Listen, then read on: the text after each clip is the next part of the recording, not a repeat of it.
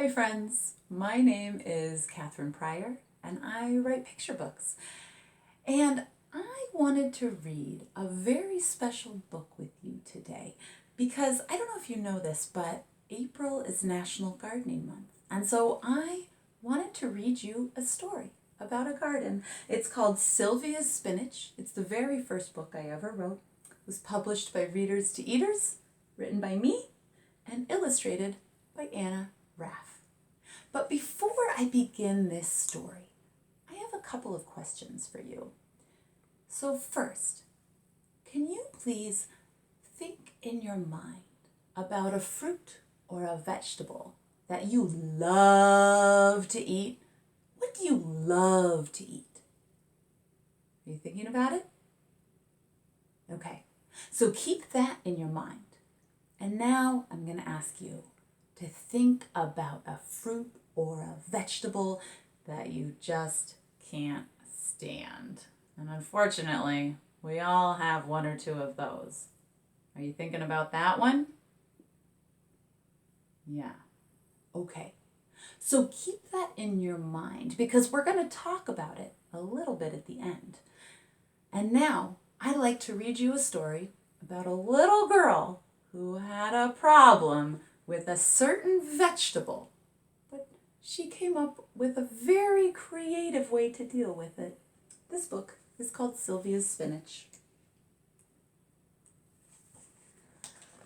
Sylvia Spivens always said no to spinach. No spinach with my eggs, no spinach in my soup, no spinach on my sandwich, no spinach, ever.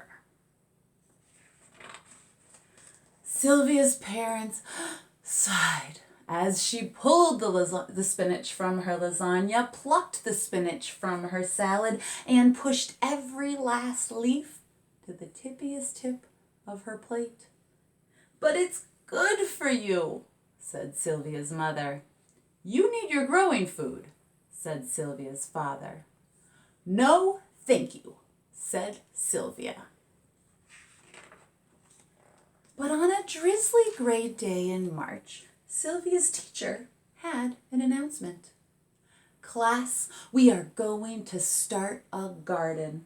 We'll grow peas and lettuce and carrots. We'll grow potatoes and tomatoes and squash. We'll grow cucumbers and radishes and spinach. Blech, said Sylvia. The teacher handed each student a packet of seeds. And wouldn't you know it, Sylvia got spinach. Double blech, said Sylvia. Sylvia tried to trade for Penelope's peas. No way, said Penelope, rolling the little green balls in her hand. She tried to trade for cucumbers, tomatoes, or squash. Nope, said Carlos. Forget it, said Terry. Sorry, said Sam. Sylvia asked her teacher to please give her another vegetable. Any other vegetable. I'm sorry, said her teacher. There aren't any more. Sylvia was stuck with spinach. Sylvia tore open the packet and looked at the little brown seeds in her hand. Her seeds looked so unspinachy. You know what? Sylvia's a really good student, so she followed her teacher's instructions and covered each seed with a thin layer of dirt. Then she sprinkled the seeds with water and put them in the classroom's sunniest window. Now what? Asked Sylvia. Now we wait, said her teacher. Days passed, and the dirt still looked like dirt. The peas were the first to sprout, shooting up out of the dirt like tiny beanstalks. But Sylvia's dirt still looked like dirt. The cucumbers and squash sprouted next, sending 2 round leaves out of each seed. Sylvia's dirt still looked like dirt. One by one, all of the other seeds sprouted. Silly spinach, muttered Sylvia. But on the first sunny day in April, Sylvia's spinach sprouted, sending 2 long shoots poking out of the dirt. The plants were smaller than Sylvia's smallest finger, but they were strong enough to push their way towards the sun. "There you are," Sylvia shouted, "my spinach!" Every day, Sylvia checked on her spinach. "Good morning," she whispered. She watered her spinach and made sure it got just exactly the right amount of sunlight. And every day, Sylvia's spinach grew a little bit taller and a little bit stronger. And on a blue sky day in May, the students planted their garden.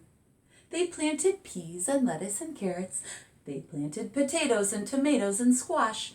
They planted cucumbers and radishes, and Sylvia planted her spinach. Weeks passed, the sun shone, and the rain rained, and every day Sylvia's spinach got a little bit bigger and a little bit rounder. The peas sent long, wavy shoots up towards the sky.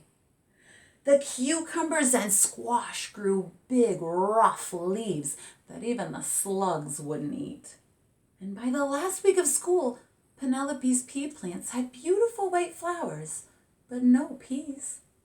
Terry's tomato plant had tiny yellow star flowers, but no tomatoes.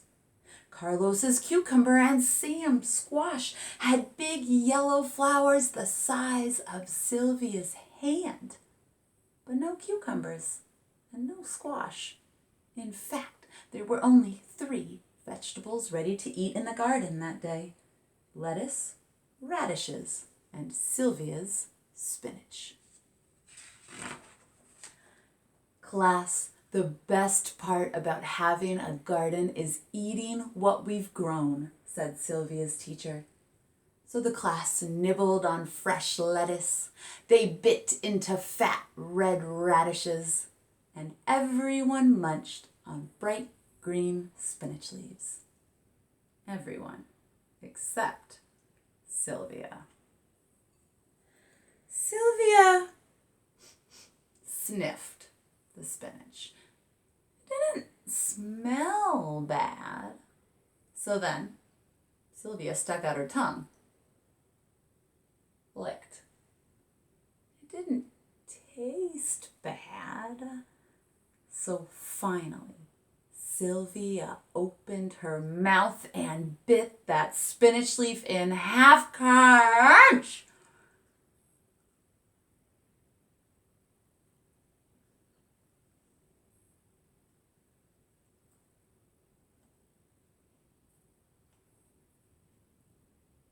Not bad, said a very surprised Sylvia.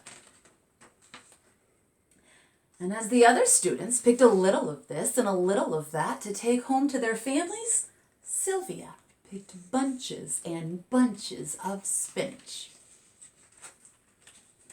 After school, Sylvia raced home to deliver her spinach. "Look, Mom, look, Dad," she called. "Look at my spinach." "It's beautiful," said her mother. "It looks scrumptious," said her father. But Sylvia, what will we do with it?" asked her mother. "You don't like spinach." And what do you think that Sylvia said?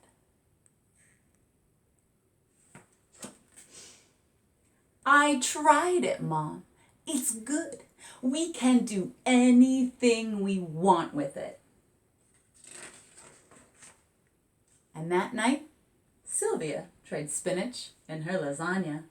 She nibbled spinach in her salad. And wouldn't you know it, Sylvia's spinach was delicious. The next day, Sylvia ate spinach with her eggs. She ate spinach in her soup. She ate spinach on her sandwich. And that was the summer that Sylvia Spivens said yes to spinach. The end. And now remember how in the very beginning of this story time, we talked about the foods you love to eat and the foods that maybe you don't love to eat? Well, think for a minute about how Sylvia could go from not liking a food to liking a food. I think it has something to do, in part with growing the food in the garden, because food grown in the garden tastes so delicious. But also, I think it has something to do with where we taste things. Where do you taste things?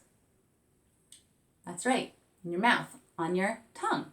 And if you look in the mirror at your tongue, you'll see that it's covered in all kinds of funny little bumpy things. It's covered in taste buds. And did you know that just like the rest of you, your tongue and your taste buds are still growing? So just because you don't like a food the first time or the second time or maybe even the third time you try it, it might not mean that you won't ever like that food. It might just be because your tongue hasn't grown into it yet. And so I would encourage you, if you are home and maybe looking for a project to take on, to try maybe growing a little something fresh.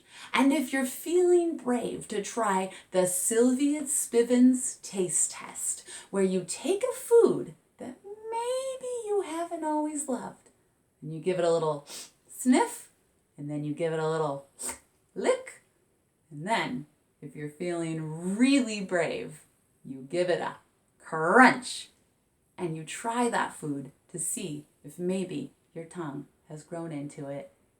Thank you so much for joining me for Storytime. My name is Katherine Pryor. If you'd like to know more about any of my books, I encourage you to visit katherinepryor.com.